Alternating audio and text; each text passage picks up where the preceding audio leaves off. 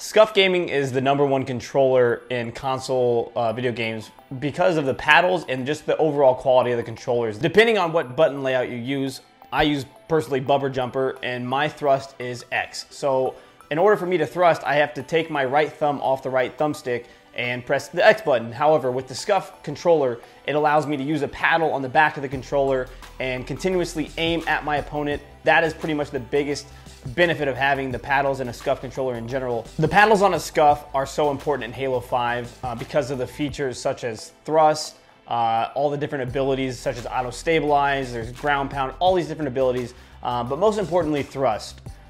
Thrust allows you to essentially make the opponent miss much more consistently as compared to previous Halos where you just had your normal left, right, strafe. In this game, you can quickly change pace or change direction with the thrust button, and the paddle allows you to keep your thumb on the right joystick, your aiming joystick, so that you can continue to have consistent aim while being able to thrust and change direction, and your ultimate goal is to make the opponent miss. So that's essentially what the paddles are best for. Choosing when to use your thrust is a very, very important aspect of playing Halo 5.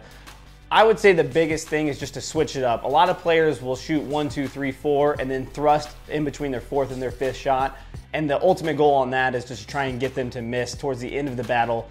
But let's say you start missing shots early in the battle, maybe you want to use your thrust a little bit earlier, and that way you can try and come back from maybe missing a shot or two and maybe even the battle by using your thrust earlier. But I would say switching it up and just using variety, timing your thrust maybe between your 2nd and 3rd shot or your 4th and your 5th, switching it up and figure out what works best for you and what allows you to consistently hit all of your shots as well.